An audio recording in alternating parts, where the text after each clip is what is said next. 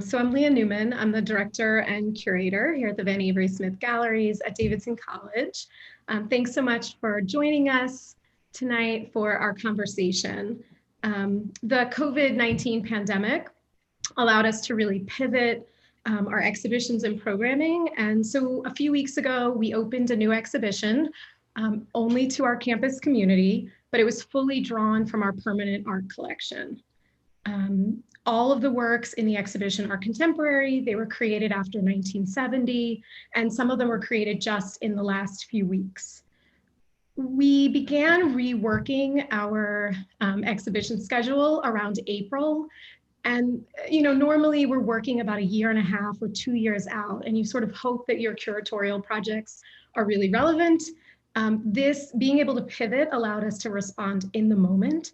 So in April, we really started thinking about works in our collection that helped kind of to reframe works in the collection that spoke to the lens of the moment, mostly through the pandemic at that time, thinking about social isolation, thinking about anxiety. And then after the murder of George Floyd, we sort of moved into thinking about protests and the sort of resurgence of the Black Lives Matter movement. And so the exhibition, which is called From Pandemic to Protests, visualizing social isolation and social injustice through the permanent art collection, will be on view through mid-October. These 3 artists joining us tonight all have works in our collection and obviously works in this exhibition. So I thought our format would be, I will introduce each artist, then we'll look at some of their work, some of their previous work, works that are in the exhibition, talk about that. And towards the end, we'll allow for some questions from the audience. There is a little bit of a delay in YouTube, so try to get your questions in early so that we can make sure we get to all of them. So I'm going to start with Shan Kelley. So Shan, we first became acquainted when we invited Shan to participate in an exhibition that I cannot believe was 6 years ago. 2014, we had an exhibition entitled Representing HIV/AIDS. It was curated, I curated that exhibition with 2 professors here at Davidson College, Ann Fox and Dave Wessner, and also our assistant curator at the time, Rosemary Gardner. In that exhibition, we showed 3 works from Shan's series, the Disclosure series, and we included 2 of those in this exhibition. All 3 are in our collection, and we'll take a look at those in a little bit. Shan is a contemporary mixed media artist and an HIV activist. He has exhibited his work internationally, including at the Bronx Museum and at DC3 Art Projects in Canada, among many other venues. He has completed residencies in Spain and Mexico, and he currently resides in Montreal, Canada. Our next artist, Mikael Owunna. Mikael is an internationally acclaimed photographer and engineer. He received a BA and a BSE in history and biomedical engineering from Duke. Is it bad if I say go Blue Devils as a Duke person while I'm at my Davidson job? He recently published his first monograph called Limitless Africans. His work has been featured in group exhibitions in North America, Asia, Europe, and upcoming at the Tate. Do I have that correct? Yes. Right. And also at the Contemporary Art Museum in Raleigh. We were able to exhibit some of Mikael's works from the Limitless series just last fall, and we're fortunate enough to acquire one of the works as well. And we were very excited to see that that work was the subject of an interview with Mikael in The Guardian just recently. So we'll get to talk about that piece specifically. And Mikael is joining us from Pittsburgh.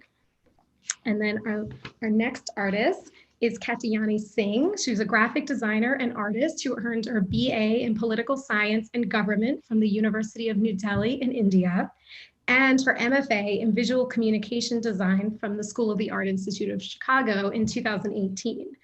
In 2018, I was with several Davidson alumni and our art collection advisory committee just on an art trip to Chicago, and we stumbled into the MFA exhibition at the Sullivan Galleries at the School of the Art Institute, and we saw Kat's amazing piece called I'm Sleeping, which is a progressive video that is now in our collection. thanks to Charlotte and Alan Artis, and that's the work in our show. So many people really just sort of emotionally responded to the piece that we were just really happy to have it purchased for the collection. Kat is a designer, and she creates commercial work for clients such as the Wall Street Journal's The Future of Everything magazine, Apple, Bombay Sapphire, and many other clients, and she currently lives in Brooklyn. So welcome, everyone. So we'll get to some images of the work, but it may seem, as we start to look at the works, that they're really quite different. Definitely in terms of media, Kat working mostly in the area of design, and in this particular work in our exhibition, in video. Shan's pieces in the shows are works on paper. Mikael's working in photography. But I wanted to host a conversation with all three of you because I think there are some really interesting overlaps. One, I think that you're all sort of starting from something that's deeply personal related to your identity. So Kat and Mikael, you both identify as migrants or immigrants in some way. That is certainly part of the works in this exhibition. Shan, even, you have lived overseas or in other countries, part of other cultures for extended periods of time. And then you're all addressing other sort of aspects of your identity, like being gay for Mikael, being HIV positive for Shan. And I think the focus on one's identity, also the works really seem to be about the development of community, thinking around ideas about like found family, isolation, stigma, health. These are sort of overlaps that I see. And then sort of on the flip side of that, also about empowerment, kind of reclaiming some of these things about your identity. Would you agree that that makes sense for your work? So I guess my first question, because I haven't seen all of you in a long time, is really just a check-in. So maybe we'll start with Shan, but how are you? And how are you coping in this moment? Has art been part of that coping mechanism in this moment, which I think is both social isolation, but also this, what we hope is a sort of pivotal racial reckoning? Thanks. Well, I think all things considered, I'm doing okay. But I think, I was having a conversation with a friend, and amongst ourselves, we were talking about how, we come from ideas about resilience. So I'm actually not as afraid about my community or my group of friends as maybe I would be, I might have concern for others around me that may not have those sort of, those networks or those coping strategies to try and deal with things. But art has been, or making art, thinking about art and considerations of what this year could be are weighing heavily on me. And production, free time, quiet time, any productive time, it's all kind of gone out the window. So I'm just operating in small, very fragmented bits of taking what time I can to for myself and for everyone around me. And not a lot of art making throughout this process. I've shown a couple times. I've had some big things, but I think it's quieted down the idea. And for me, as somebody who does a lot of writing, it's been helpful in other ways too, to find moments like that. But they're few and far between, actually. Mm-hmm. Kat, how about you?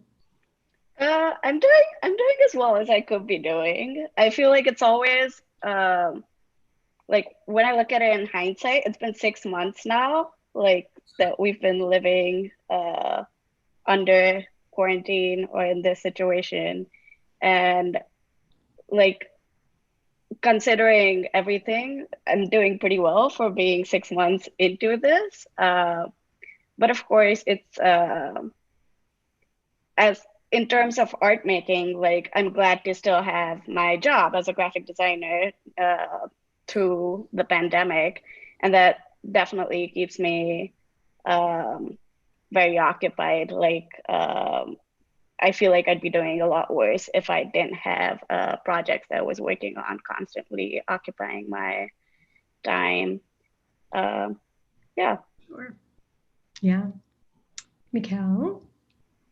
Yeah, I mean, I feel like this is always a really complicated question, this notion of like, how are you? I think navigating it from both the personal and artistic perspective is, I think we've had to kind of entrench ourselves in new ways of being, new ways of seeing, new ways of imagining the world. And so I think for me, it's been very difficult. But I think what I learned is that kind of just seeing the world that we're in, it's clearly not working, right? And I think all of our works in different capacities are speaking to that idea that the world structure that we have today is not functional. It does not work for everybody, and it's wrong. And so what I've actually spent a lot of the past few months doing is actually really researching African cosmologies and ideas of the ways of the world that we had in an indigenous perspective, right? Because I think there's this idea that even with art, there's a certain mode of making and creating for white supremacist capitalist structures. That is what we need in order to survive.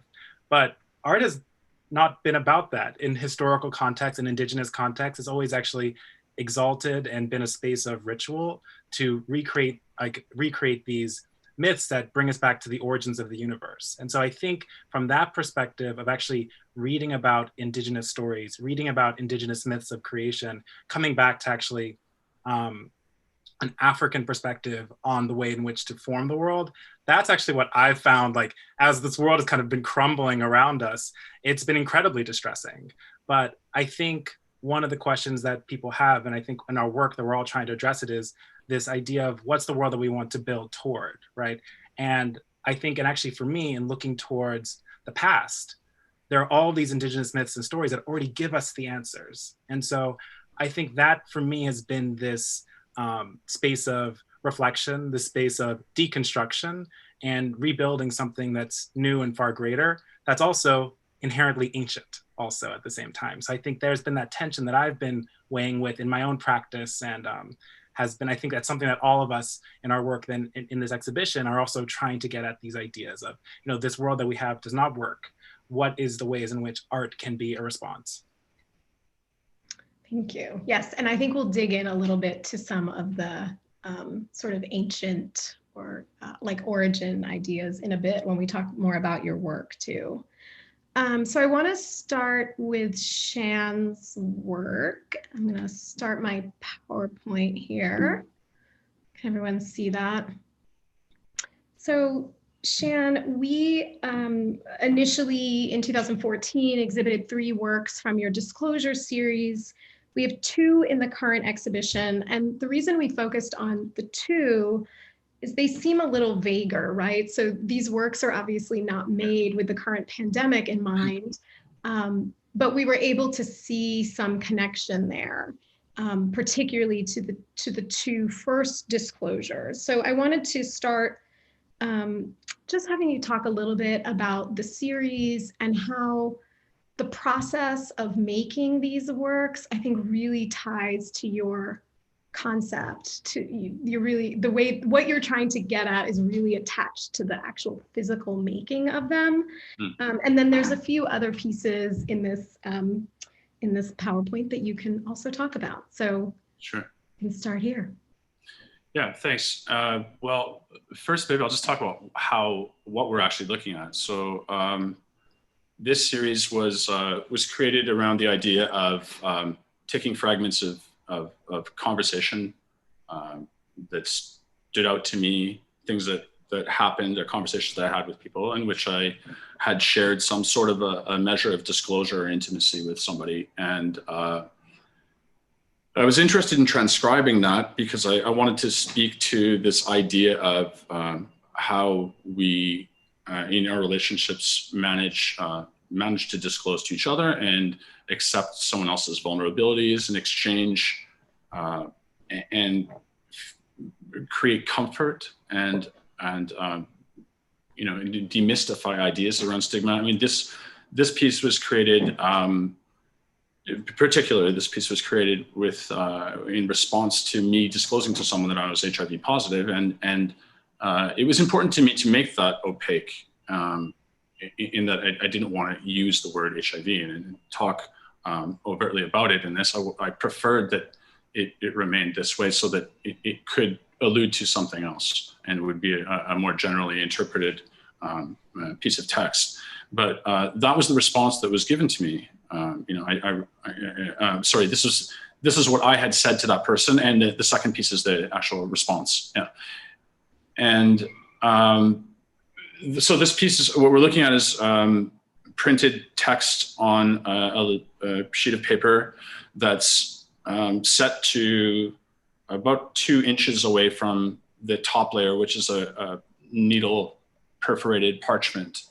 And that alignment that we're looking at is very different than what it looks like in person. I mean, this is a very straight on view. They're particularly challenging to photograph. So some of the images are really difficult to display, and these are the approximations of how they look. But the way that they act and the way that I intended them to act was supposed to mimic that idea of proximity and the way that the body and the space in which a body would have to interact with the work involves a certain sort of congruency in which a person, a viewer, in order to read it, would have to stand more or less facing it.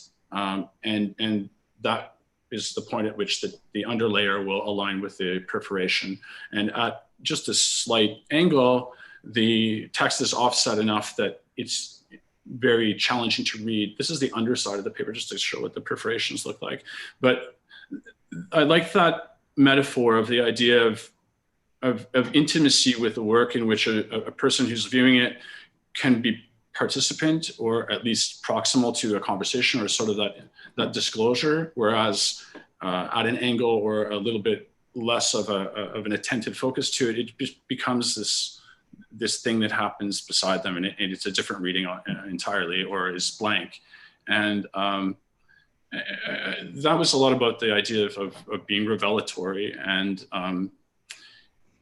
I mean, more generally about my work. I think my involvement in relationship to justice movements and lived experience as a queer identified HIV positive person, and now a father, informs a lot of the work that I've been inspired to create. And so often, and particularly with this piece and this series, I was working through sort of an emotional space to make decisions on how to represent it visually. And this is why this is sort of how the series came about. Principally, I consider the materials that I use to be text, and that the supports in which I use to sort of create visual material, or the visual materials I use rather to articulate that are usually sort of secondary. But in this case, the paper was a nice use because I like the idea of pierced layers and the relationship of medicalized body, my medicalized body, the application of needles, the testing. And so those were considerations in making this. The paper also feels like it's very thin and feels not quite skin-like, but there is something about that. Well, yeah, well, I was really particular about the kind of, it was a parchment. It's not a real parchment. Real parchment's very brittle and can decompose differently than the synthetic parchments, or some parts of it.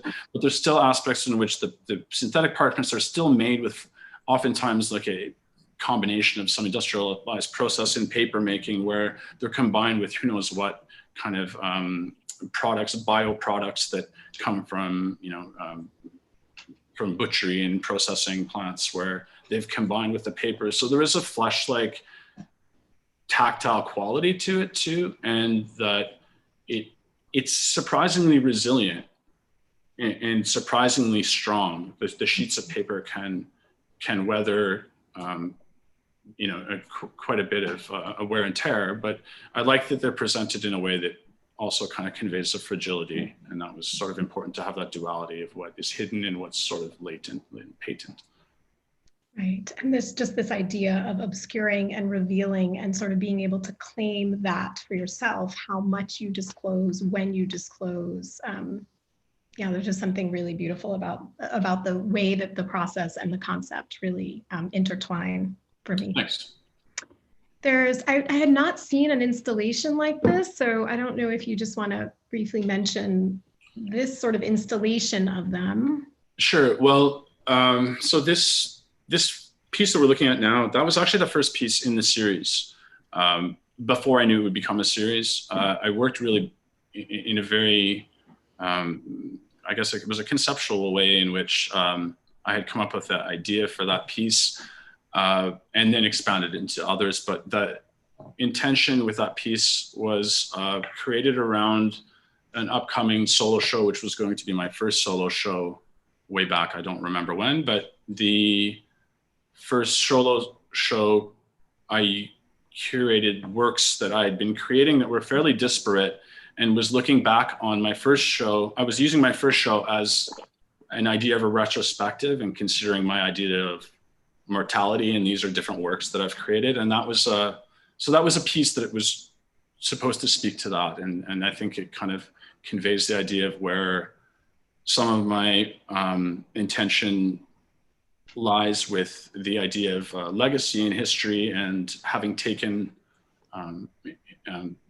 considered knowledge from previous generations and people that had fought to allow me to survive, and as an HIV positive person, and I wanted to offer that piece up as a remembrance of that, and a commemoration to that, and also the idea of the mortality and being supported by those generations.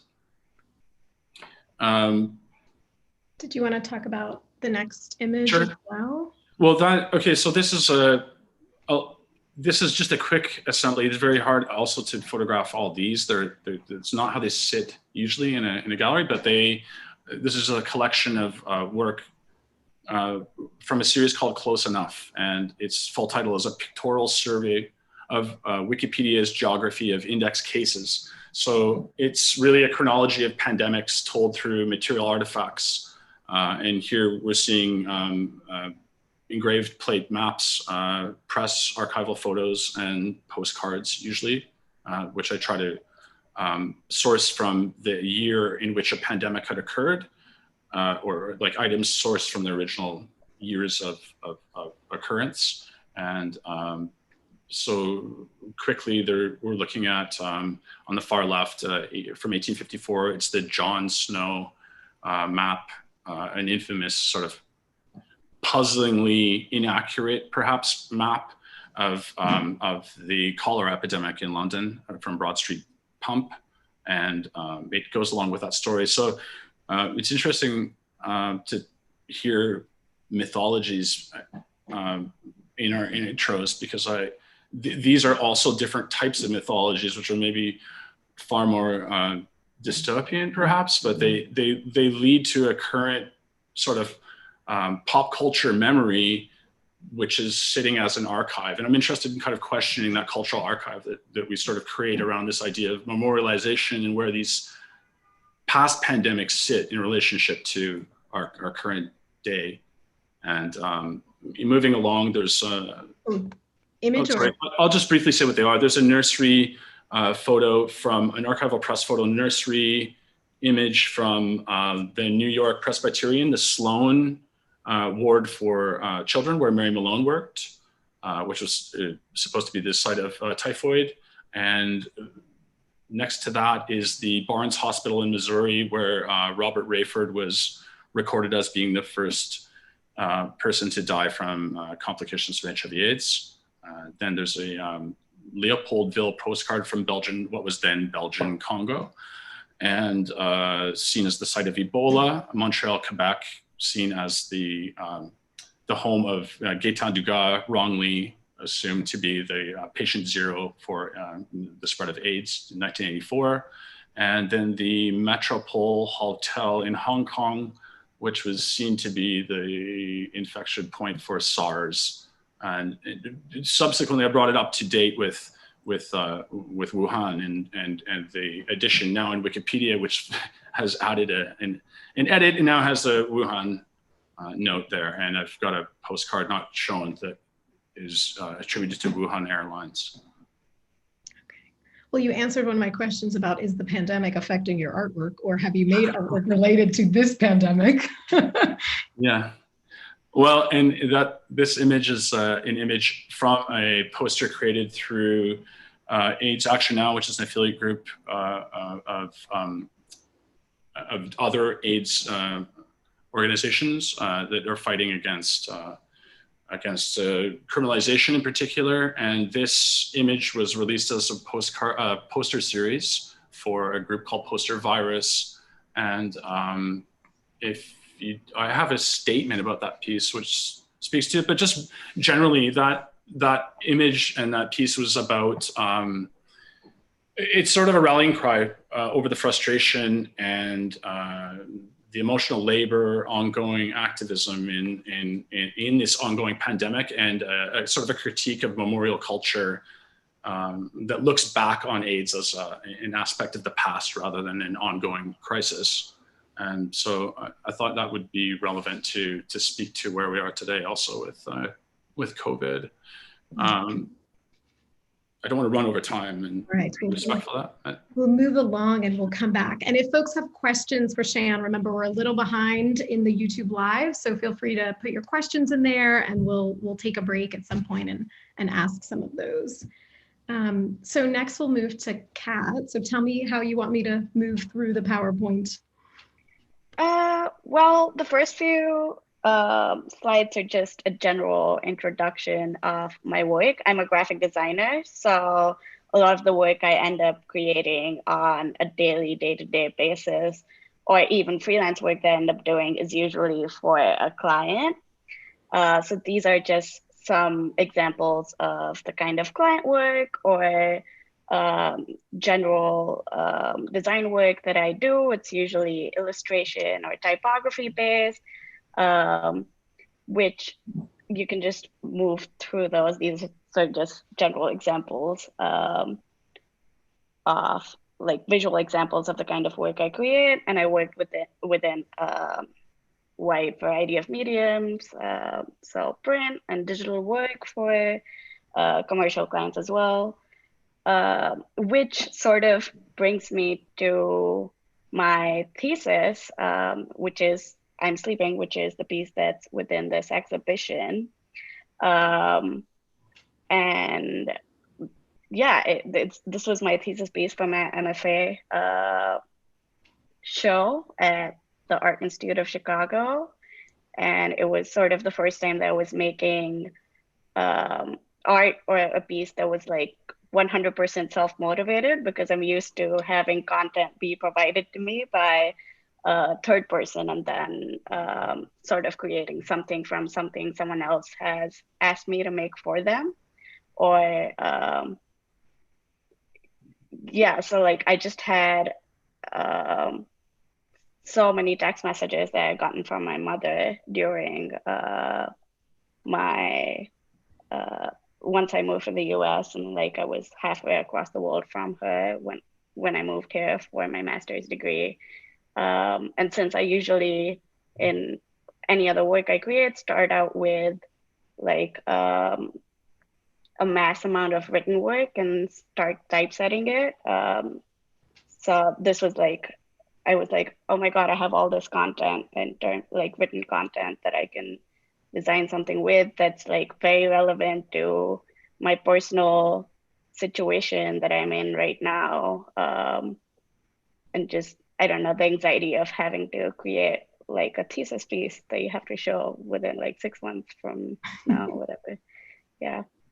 So to give a little more background on the piece, it was installed in this kind of intimate space that you're seeing here. And I guess when I think about this work and knowing that you're a designer, like there's obviously very specific visual decisions that you were making to create it. It was based on text messages, but obviously we're not reading it or experiencing it on that scale, right? We're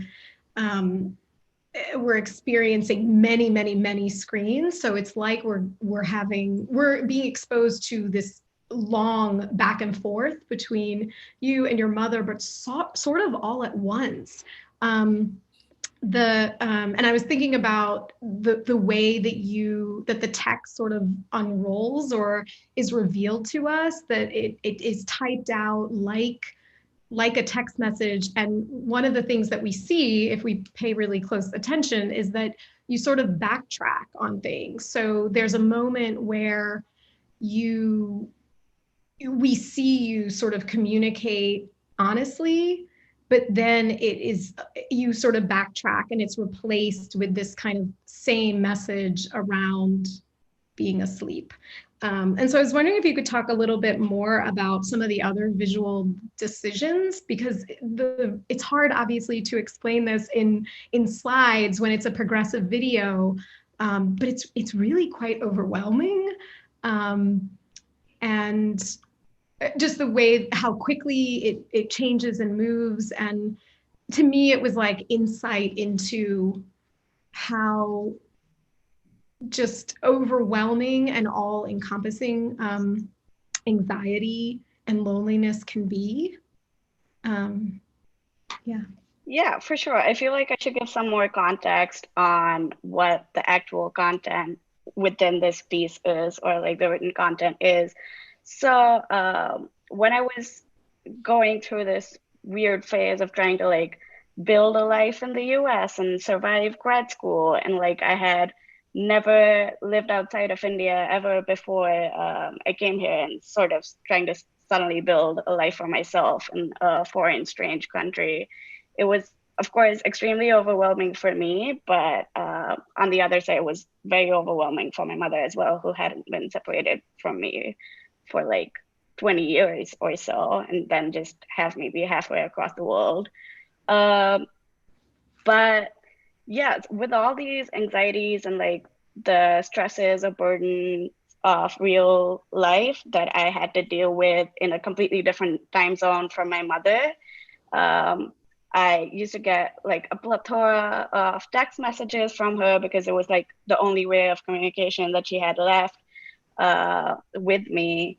And I realized that when I wanted to avoid speaking with her about certain issues that were emotional, or just in general avoid having a discussion with her about how I actually was, I would just reply with a message saying I'm sleeping, because I felt that if I explained my avoidance as I'm taking time out to rest for myself, it would sort of make her understand that she should leave me alone or just give me more space as well.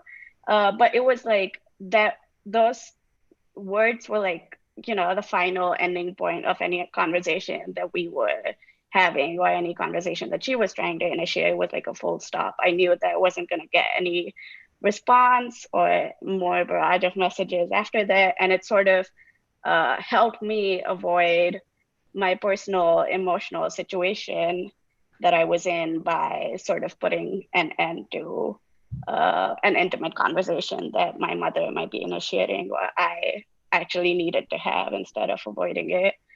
So yeah, in certain instances, it's like tactically, when you see it on the screen, the typefaces are not the same as like an iPhone font, which are like, as a designer, very thought out decisions that I decided to make. It starts off with bigger screens in size that sort of resemble an iPhone silhouette, and with my mother's text behind it. And there's like you said, it's hard to explain it in just photographs, but there's a lot of different levels of visual interactions happening. So when I'm getting phone calls on the screen, one of the screens is just blinking constantly at a corner, and then text messages that I don't reply to sort of like just blur out and vanish into nothingness eventually. And then there's some that I reply to with I'm sleeping, and eventually as the piece moves on, I start replying to some of them with I'm lonely, or I'm anxious, or other words that sort of actually reveal the personal situation that I was feeling. But then I type back on that and sort of go with I'm sleeping, because it's easier to explain, I guess. Mm-hmm. So I'm going to ask this question because working closely with students at the gallery, students often ask professional artists about their families' responses to their artwork, particularly when artists are making works that are challenging and go sort of against maybe political or social views of their parents. You know, they're like testing the water and trying to figure out how to make these works. And so I'm going to ask a question related to that. Like, did your mom ever see this work, and did it help you sort of like reveal this sort of truth to her that was about your isolation and anxiety? Yeah, I mean, my mom knew that I was making this while I was making this, but I hadn't shared any like work in progress with her.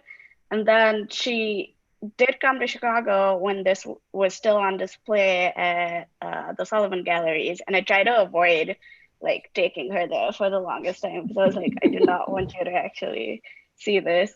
But yeah, she saw it. I feel like I have a South Asian mother. Like she saw it, she was super emotional about it. She cried, but like she didn't actually say anything out loud in words rather than just, oh, I love you. This means so much to me. But we didn't like really have an in-depth conversation about, mental health implications and other sort of nuances of this piece that I was making. But I feel like now we have some sort of like understanding where I'm like, I feel more comfortable just going up to her with, especially during the pandemic, it's been bad. But like going up to her with like issues that I might be facing instead of avoiding them. So that's good. Yeah, cathartic. That's great. I will tell you that there was some real emotion in the show when we were looking at the piece from some of the folks that were with us in your exhibition. So, thank you so much. That means a lot. Yeah. So we're going to turn it over to Mikael now. So Mikael, we have a few images of works here from your Limitless series. And I was hoping that you could talk a little bit about the series generally, but in particular, thinking about the way that these works, that the works are really, I think, about empowering people, which has not always been the case with portraiture, which often displays sort of this Western bias. But these works are much more collaborative than sort of historical portraiture. And so I was wondering if you could talk about that. Yeah, I think particularly the relationship of photography with Black people and the Black body is one of destruction, right? Like, I mean, black and white film was not intended ever to show the variance of tones in Black skin tones. Like you could be light brown, dark brown, you'd always look like really dark skinned, right? Even when Kodak developed color film did not, was calibrated around a white model. And so even in like 1970s, I think there's like the Kodak girl, and you can see it's like this like white woman. And so those are all of the skin tones were again calibrated around the white body. And so the relationship of photography as an institution has been one of destruction of the Black body. And we see that replicated within the space of portraiture, right? Award-winning photography around Black people is usually shot by white people. Maybe we'll show us in spaces of distress, maybe dead, dying, starving in like Pulitzer Prize winning photography and stuff. And so I think what I was really struggling with when I was growing up as a queer Nigerian person was the fact that there were no images really of my community. I was in a space where I was hearing again and again from members of my family, members of my African immigrant community, that it was un-African to be LGBTQ. And simultaneously, there were no images on like really in popular photography or mainstream photography that I could turn to say like, actually, no, there is representation that exists. And so when I didn't see my first image of an LGBTQ African person until I was 23 years old. And I just happened to be by chance. So I'm from Pittsburgh, and the work of Zanele Maholi, a Black lesbian South African photographer, was on display at the Carnegie Museum of Art as part of the Carnegie International. And so I ended up going there by chance because one of my friends was joking like, Mikael, we should go to the museum. And I was like, oh, okay, let's go to the museum. And I go up the steps and I turn around a corner, and there's an entire wall of Zanele's series, Faces and Phases. So there's like dozens of portraits of Black lesbians in South Africa. And that was the first time I had ever seen an image of an LGBTQ African person in my entire life. And I was so incredibly moved by that experience that I was really inspired to try to connect the dots to my own experience in diaspora as an LGBTQ African person. So what are the experiences that we have as immigrants in Canada, the US, Europe, the Caribbean, who are first and second generation Africans who still grow up with this myth of it being un-African to be LGBTQ. And simultaneously, we are also geographically, spatially, mentally, and emotionally displaced from our countries of origin. And so there's that additional space of displacement that we're also wrestling with. And so I spent the next 6 years working on producing a body of work around this to debunk the myth that it was un-African to be LGBTQ. And so, as you were saying, Lia, in the actual framing of the portrait, so this is a portrait of Brian, who is a queer Rwandan person who at the time was living in Montreal, Canada, actually just left. So shout out to Montreal, Shan. So when I was working with Brian, I invited Brian to pick clothing and objects which for them really synthesize their queer and African identity. I traveled to Montreal, and when we were in Montreal, we chose a location near Brian's home where we could actually do the photo shoot. And so again, at every stage, it was about inviting the participant in as collaborator in the actual framing of the portrait to actually create their own queer African universe where they feel whole and complete. And with each portrait session, I ended up photographing over 50 people for the project over the course of the series in 10 countries in North America and Europe and the Caribbean. And for me personally, I was getting like 50 different answers for what it could look like to be both queer, African, and a whole and complete individual. And so I think if you continue to the next image, you can kind of see that with each portrait session, there's a unique take that was implemented in each portrait session. So the images will vary from person to person because they were being invited in as universe creator, if you will. And so for me, I see photography as a space where we can imagine and create worlds where, in a negative sense or a positive sense, right? We have that mainstream white photography, that's relationship with the Black body has created these images, created these worlds where I just see myself as dead and dying all the time, right? But from the photography space that a lot of Black creators across the diaspora are creating and making amazing work of trying to reclaim our agency. And so this is a portrait of Wilo, who is a queer Somali person. We photographed this image in Arlington, Virginia.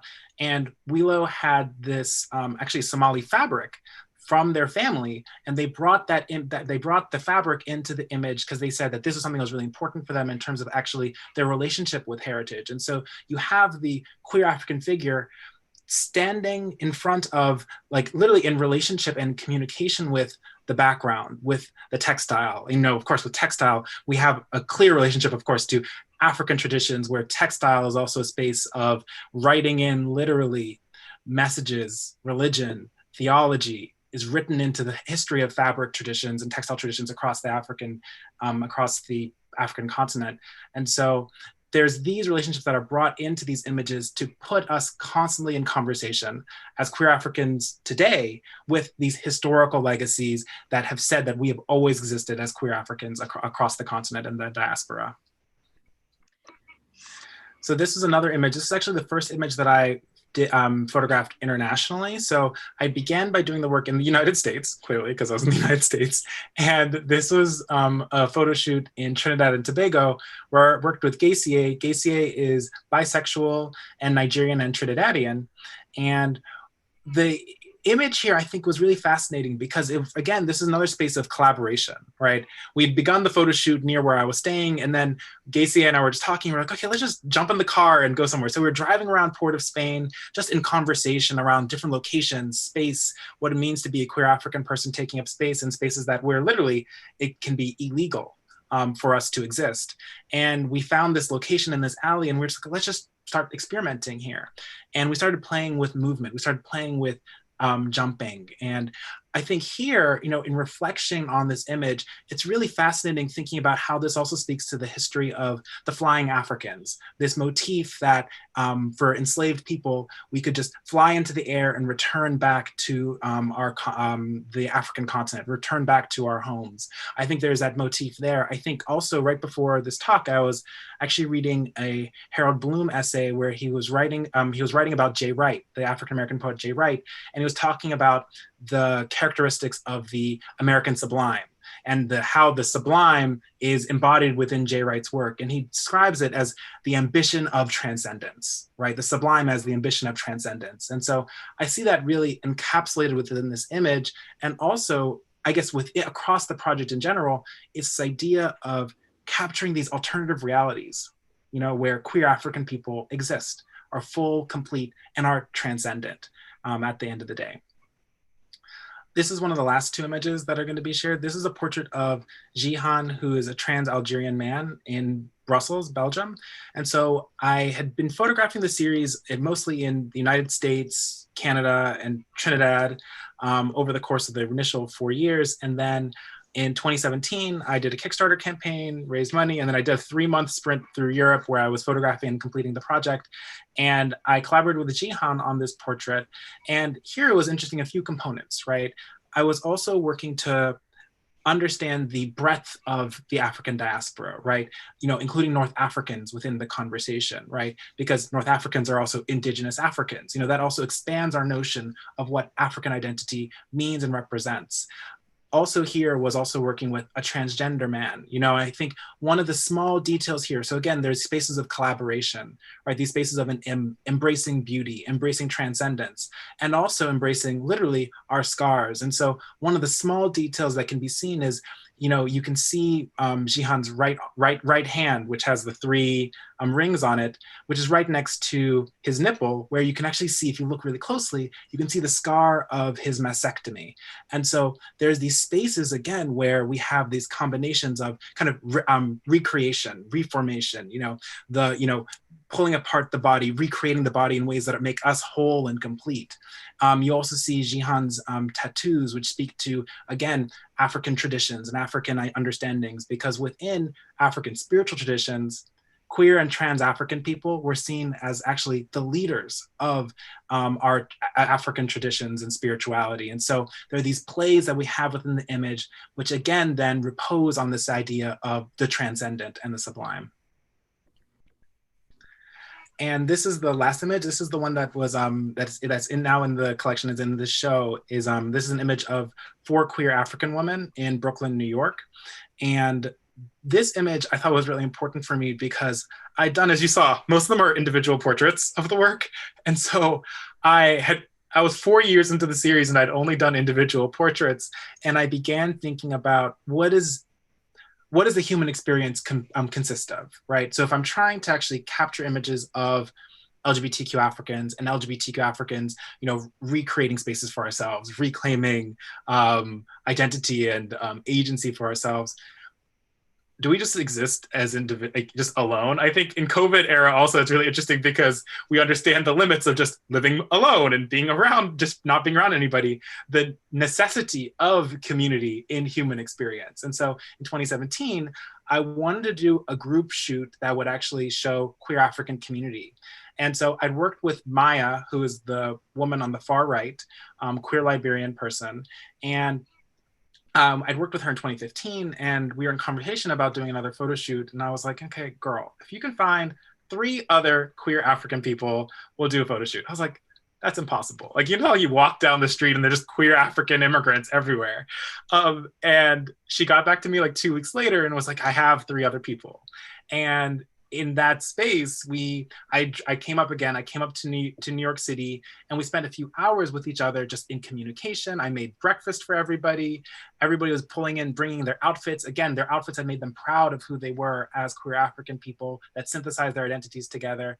And then unexpectedly a blizzard hit. And so it was kind of a mess, but actually it was really fascinating because we went outside. We only had about 15 minutes because of the elements, and we created this image that captured not only community, but also I think it's a challenging space of resilience. I think the word resilience is getting, and it has really complicated right now, but I really see it as us as Black, queer, African people taking up space in environments that tell us that we don't deserve to exist. And I really see that here in terms of our relationship with the elements, our relationship with each other, and in terms of claiming our own identities and claiming these spaces for ourselves. And so this image for me, I felt like was a really amazing synthesis of a lot of the themes within the series of overcoming these really negative stereotypes around the Black body, the black hair, that, oh, LGBTQ people are un-African, and finding the space again of that ambition of transcendence that's inherent in the sublime. Thank you. So I find myself often thinking about asking the question, how does this art work, or what does this art do? Does it do anything? And so I wanted to talk about that a little bit more with all of you. There were a lot of common words that you all brought up: justice, comfort, demystifying. There was a lot of talk about the body and stigma, scars, transcendence, empowerment. So Shan, when I think about your work, there is certainly sort of a blurry line between your work in terms of art and then the activist work that you do. These pieces in our collection are much more about these intimate moments, though. They're an archive. I think you used that word for not just this work, but also the pandemic postcard series that you were talking about. And I think everyone's work to some extent sort of visualizes stigma or our own biases. It makes us really think about our own bias. So what was your intention with the disclosures in terms of how you see them kind of working? What do they do? Yeah, good question. What do they do now?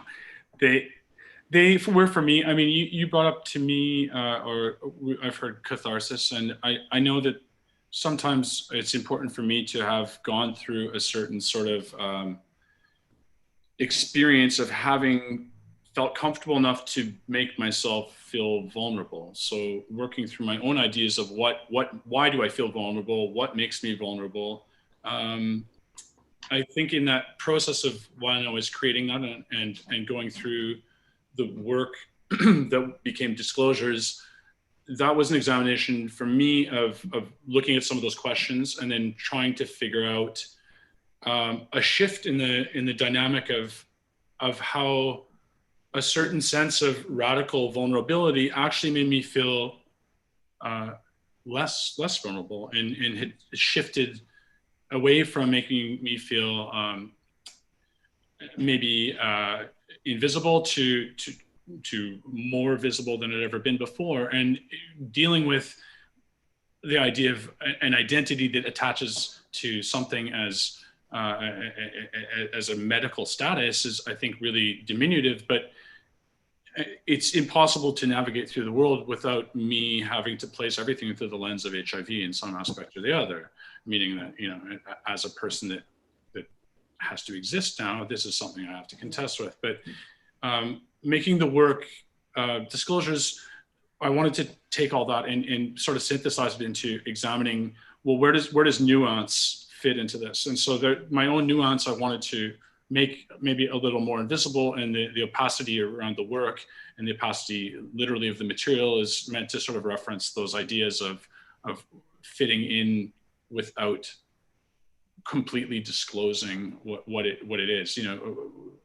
There's a way to exist in the world without exposing those sorts of things as well. But I I'm starting to, and had been starting to imagine that, you know, this anonymity and visibility is really kind of an antiquated concept, and to what value does it hold any longer to give my own life any sense of power or of empowerment and ability to have agency. So for me, controlling my own narrative and being able to be vocal and verbal and identifiably recognizable also comes with a certain level of privilege, in which there are many people that don't have the aspects of the freedom or safety to be able to identify, self-identify, or be recognized in the ways in which maybe I do. So I wanted to approach it with a sensitivity that just speaks to ideas around these sort of meeting of polarities where something becomes visible, and that intimacy that's created in this space that that occurs. Thank you.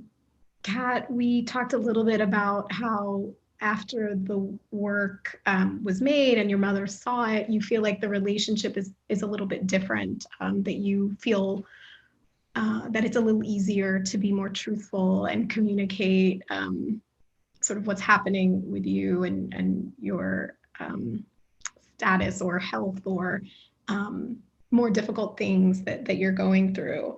So was the work primarily sort of cathartic? Was that sort of the intention in a way? Yeah, like I said, when I was making this work, I wasn't used to making work purely for myself without, like, you know, a reason to sell something to someone else.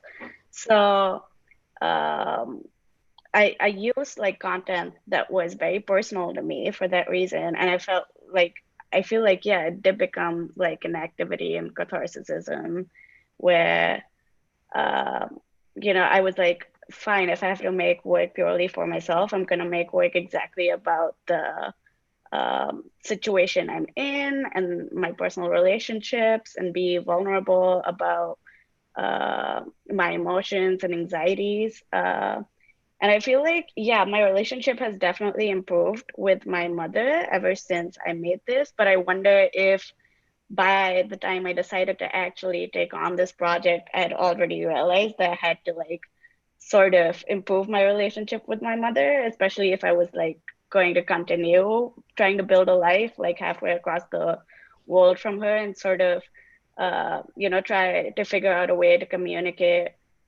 with her better through digital mediums, which is all I have access to from the side, or like to connect each other. So I think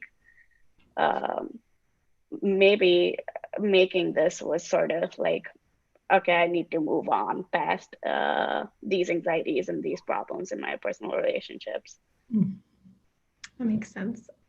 So Mikael, we talked about empowerment and like found community, sort of this idea of found family. That certainly seems like part of your process and how or why you were making the works, this idea of debunking the idea that it's un-African to be gay. And one of the things I love about the book is using symbolism and imagery to sort of help connect back to that idea that you actually, I don't know if you could talk about the design of it, but actually going to an ancient writing system as a way of debunking this idea. Yeah, absolutely. So I think there were two pieces. So I think within the actual images, you have these motifs that are written in terms of like textile, the use of like makeup, et cetera, that can directly connect us to African traditions. But what I did actually when it began the work is actually began by doing about 7 to 8 months of just initial preliminary research around the historical record. Like, okay, I was told by members of my family that there's no LGBTQ African people that have ever existed.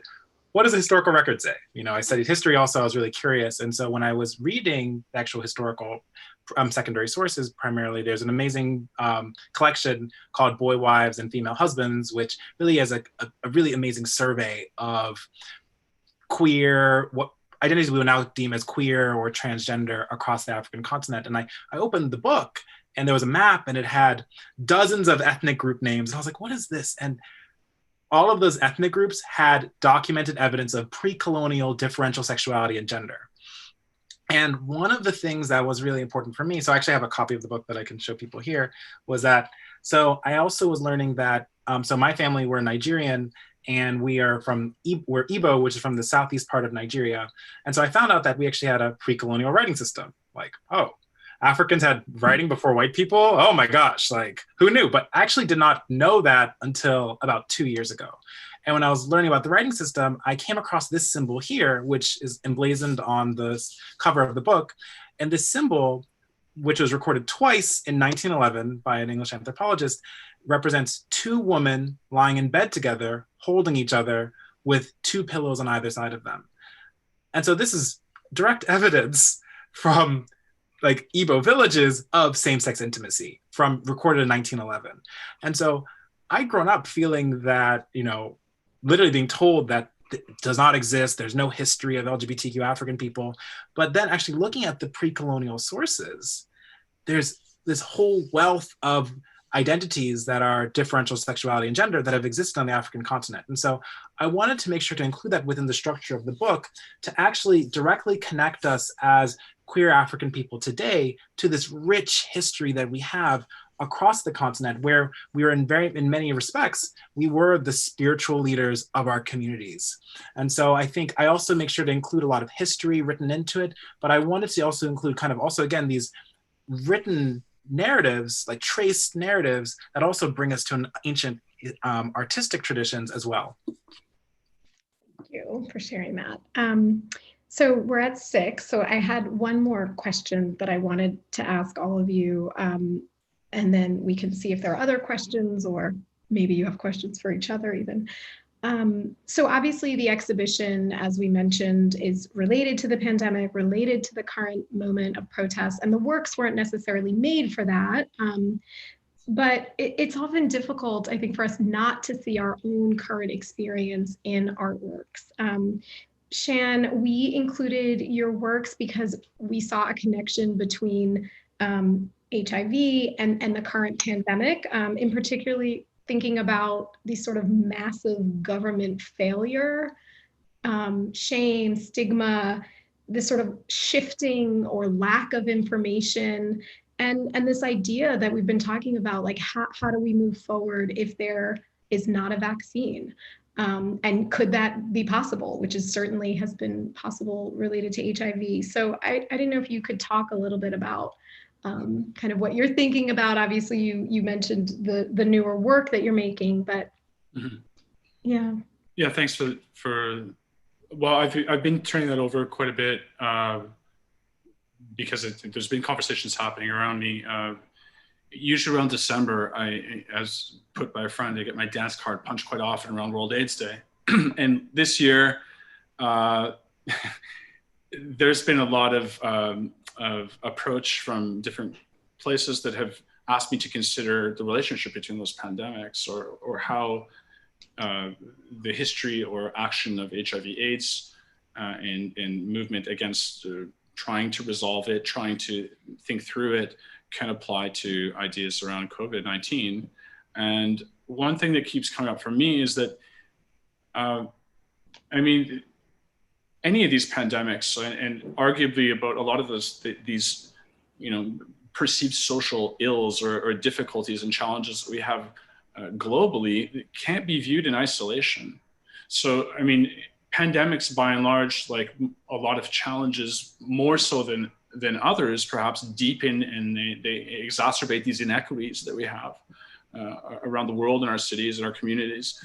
And so I think, you know, vaccine aside, like what could we solve now? What is actionable now? And there's a whole list of other crises that we haven't figured out, but we have tools in order to understand them, and we have actionable policy that could move forward. You know, I'm thinking around opioid, around, you know, systemic brutalization of Black, Indigenous people of color, body counts that are mounting, and there's you know, we have things that we have to solve around all of these that are definitely tied into the same idea of pandemic. And I think it involves, you know, some oversight, some action, and some leadership to get through it. But ultimately, you know, what do we want? We want to have some substantive change. And so how do we get there? We have to organize. We have to be able to bring to the table ideas that don't look at any of these things as disparate and separate events that are in isolation. You have to be considered as a very holistic approach towards applying solutions to those that are very, very prominent and marginalized and neglected ideas. Yeah, that's a great way, I think, to sort of wrap up, like thinking about what are the ways forward. I don't know, Kat and Mikael, if you have responses sort of to that as well, just thinking about these works that you've made, your own work, and sort of how we move forward in this moment. We hope that this is sort of a pivotal time, right? That it feels in some way that that real change could happen. I don't know. Mikael? I mean, I feel like Shan put it together very well. I feel like in all the conversations I'm having with my friends, all of us recognize that these problems existed way before the pandemic happened. It's just that the pandemic magnified all of these issues and brought it up front to a lot of daily lives of people who probably weren't addressing these issues because they didn't face them in their daily life, or weren't even empathetic enough to consider someone else's personal situation. Yeah, I don't know what else to add. I'm like, we can be hopeful about this definitely being a turning point in how the world works. But I don't know. I'm hopeful. Hopefully it would be, but who knows?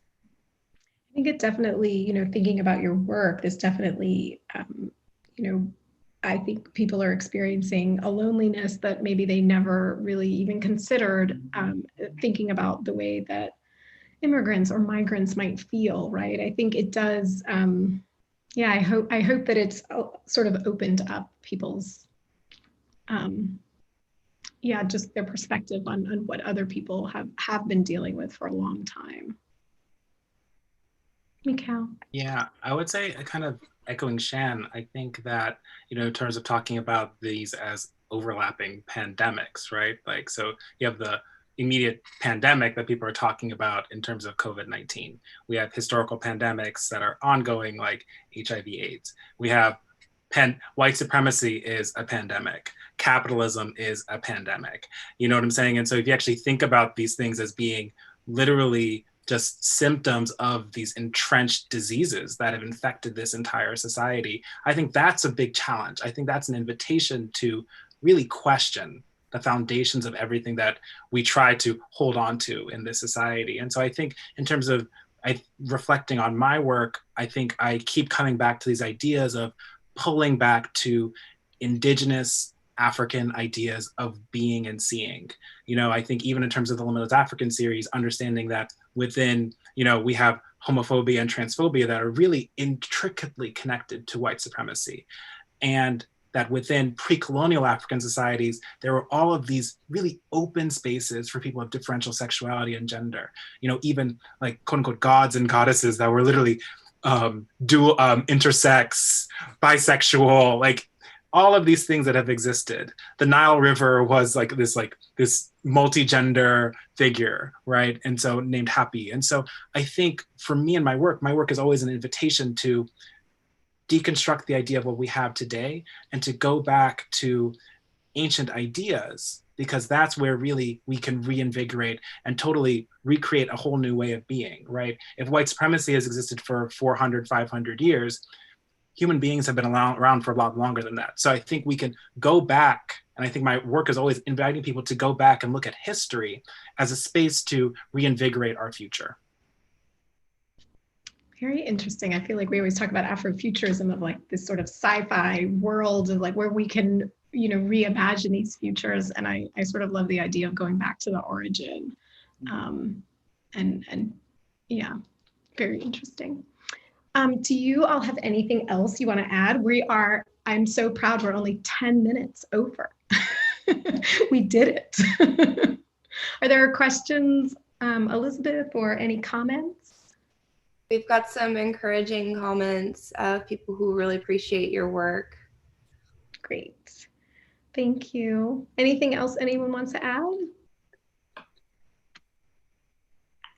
Just wanted to say thank you to everybody here for this great conversation, for this invigorating challenge that I think all of our works are presenting. And I just loved really seeing both of the artists here today and really engaging with everybody. So just again, a thank you to everybody for this conversation. I think these are really necessary and are helping to, again, keep pushing the ball forward. So thanks.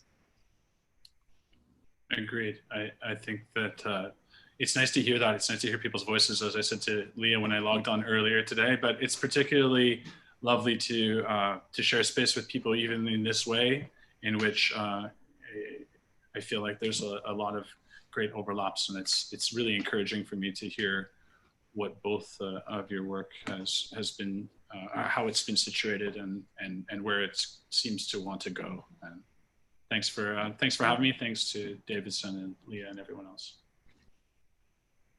Yeah, I would like to say thanks to everyone as well. It was great seeing both of your work, and yeah, I feel like I haven't sat down and had a conversation with someone without thinking about anything else for like an hour. So this is great for my mental health as well. But yeah, thanks so much for having this conversation. Yeah, thank you all for participating and for doing the work that you do. It has been, in just the short time we've been open, it's been really great to have the works on display and to see the response from our students. Students wrote about the work this summer, so label text, and they were really able to dig into the works. And so I think they've all been really important works in our collection so far. So thank you so much. I'll see you guys soon, hopefully in person at some point. Oh my gosh, please. I'll stay logged in until someone shows. Thank you all. Bye, good night. Bye. Good night.